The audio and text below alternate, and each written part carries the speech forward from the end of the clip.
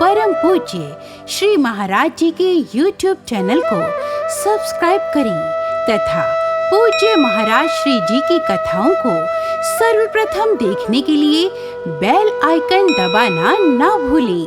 माता कुंती श्री कृष्ण के चरणों में गिर पड़ी और बार बार रुदन करने लगी और कहने लगी, हे गोविंद, जिसको मैं भतीजा मान करके इसलिए ही करती रही, जिसको केवल भतीजा मान करके मैं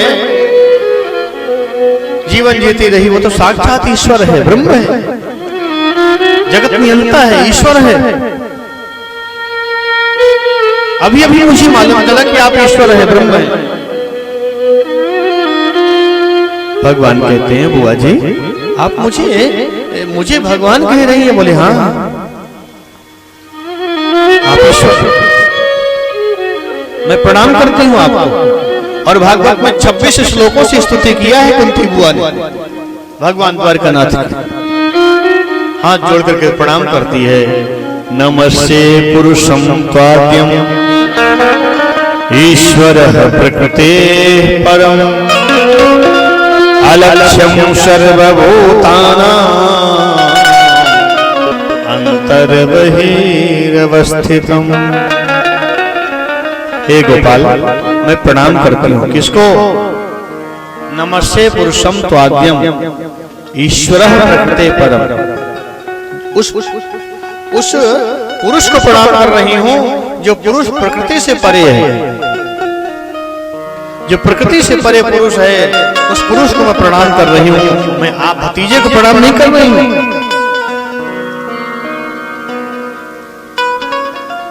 वो कैसा है? बोले अलक्ष्यम, सब में रह करके भी दिखाई नहीं दे रहा है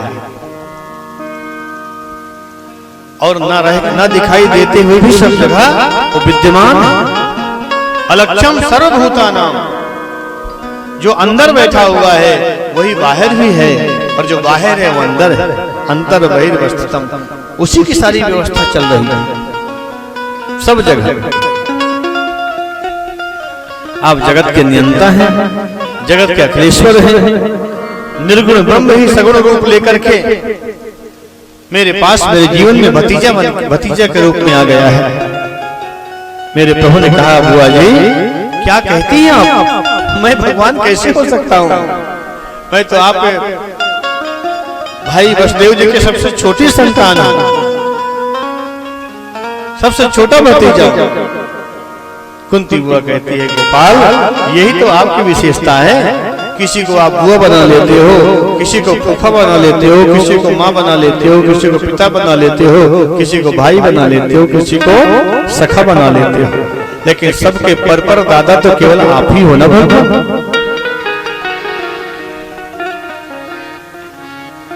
इसलिए आज मुझे आपके चरणों में प्रणाम करने से कोई रोक नहीं सकता। भगवान कहते हैं तो ठीक है, अगर मैं भगवान हूं तो लोग भगवान से मांगते हैं, मांगो तुम्हें क्या चाहिए? कुंती कहती है, भगवान अरे मांगते तो वो हैं जिनके पास में कुछ होता नहीं है और जिसकी आंखों के सामने साक्षात ईश्वर जगत नियंता साक्षात ब्रह्म खड़ा हो, उसकी जीवन में मांगने के लिए कौन सी वस्तु शेष रह जाती है? भगवान कहते हैं, नहीं बुआ जी, मुझे देने की इच्छा हो रही है, मांगिए आपको क्या चाहिए। जैसे भगवान ने आग्रह किया तो कुंती ने साड़ी के पल्लू को सामने फैला दिया कि विपदः सन्तु नः शश्वत् तत्र तत्र जगद्गुरो भवतो दर्शनं यस्याम् अपुनर्भव दर्शनम्। हे प्रभु, हे द्वारिकानाथ, अगर तुम मुझे कुछ देना चाहते हो तो मेरे जीवन की एक विपत्ति समाप्त ना हो, दूसरी विपत्ति आ जाए, और दूसरी विपत्ति समाप्त ना हो, तीसरी विपत्ति आ जाए। दुख पर दुख, दुख पर दुख मेरे जीवन में बना रहे, बस मैं यही चाहती हूँ, मुझे दुख दे दीजिए। जैसे कुंती बुआ के मुख से सुना है भगवान कि कुंती बुआ दुख मांग रही है, तो भगवान कहते हैं, बुआ जी ये दुख भी कोई मांगने की चीज है? ये दुख भी कोई मांगता है? अरे संसार के लोग दो अगरबत्ती जलाते हैं, और आरती करते हैं तो भी कहते हैं सुख संपत्ति घर आवे, कष्ट मिटे तन का। गाते हैं कि नहीं? और मैं तुमसे कह रहा हूं मांगने के लिए, तो आज तुम दुख मांग रही हो। बुआ जी, आपने दुख के अलावा आपने जीवन में पाया ही क्या है? आपने दुख ही तो पाया है। कुंती के जीवन में आप दृष्टि डाल करके देखिए, विचार करिए, चिंतन करिए, कुंती का एक भी क्षण सुख से व्यतीत नहीं हुआ। लेकिन आज द्वारकानाथ श्री कृष्ण कहते हैं हुआ मांगो तुम्हें क्या चाहिए, तो आज कह रही है मुझे दुख दे दो, आप मुझे दुख चाहिए। क्यों दुख मांग रही है? क्योंकि कुंती को लगता है कि अगर मैंने सुख मांग लिया परमात्मा से तो केवल सुख ही मेरे पास में रहेगा, फिर भगवान मेरे जीवन से निकल करके चले जाएंगे। कुंती कहते सुख के माथे सिल पड़ जो हरि हृदय से जा, बलिहारी वा दुख की जो पल पल नाम जपा। ऐसे सुख को लेकर के हम क्या करेंगे? इस परमात्मा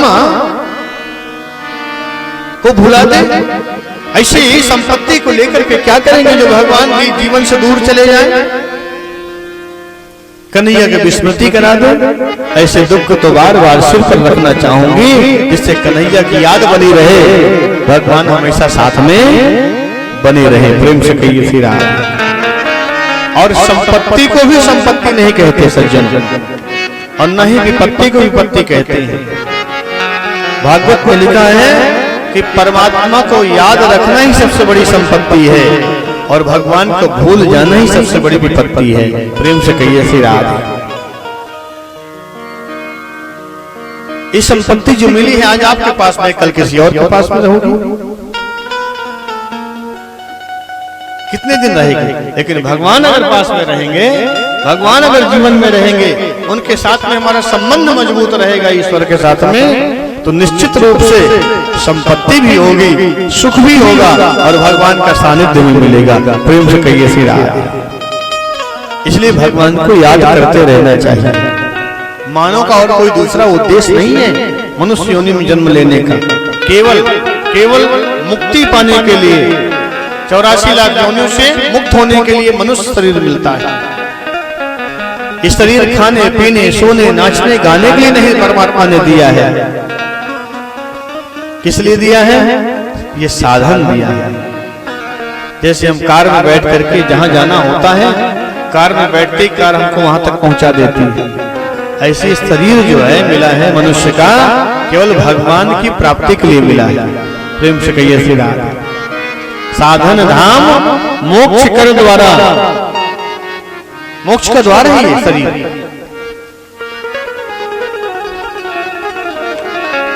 इसलिए माता कुंती ने दुख मांगा।